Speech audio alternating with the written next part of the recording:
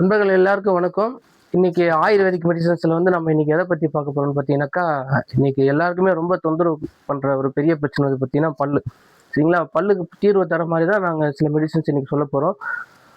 அதுல நம்பர் 1 பார்த்தீங்கன்னாக்கா பல்வலி. சரிங்களா? பல்வலிக்கு வந்து கம்முன்னு ஒரு ஜெல் மாரி இருக்குங்க. இது வந்து எந்த இடத்துல பல் வலி இருக்கோ, அந்த இடத்துல ஒரு நாளைக்கு ஒரு 2, 3 டைம்ஸ் அப்ளை பண்ணீங்கன்னா போதும். பல்லு வலி உடனே குறைஞ்சிரும். ஆயுர்வேதிக்ல உடனடி தீர்வு தர்றதுக்கு கம்முன்னு ஒரு ஜெல் இருக்கு. இதை வாங்கி நம்ம பயன்படுத்திக்கலாம். இன்னொன்று வந்து பல்பொடிங்க, மூலிகை பல்பொடி. சரிங்களா? மூலிகை பல்பொடியில் வந்து பார்த்தீங்கன்னா தசன் சங்கர் சூர்ணம்னு ஒரு மூலிகை பல்பொடி இருக்கு. இது வந்து பார்த்தீங்கன்னாக்கா பல் பிரச்சனைக்கு எல்லாத்துக்குமே தீர்வு தர மாதிரி ஒரு மூலிகை பல்பொடிங்க. இது என்னென்னலாம் சரி பண்ணும் அப்படின்னு பார்த்தீங்கன்னாக்கா, பல்வலி. சரிங்களா? பல்வலி இன்னைக்கு வந்து எல்லாருக்குமே ரொம்ப தொந்தரவு பண்றது ஒரு பெரிய விஷயம்னு பார்த்தா பல்கூச்சங்க. பல்கூச்சம் வந்து ஒரு 2லேருந்து 3 நாளைக்குள்ளே குறைய ஆரம்பிச்சிடும்.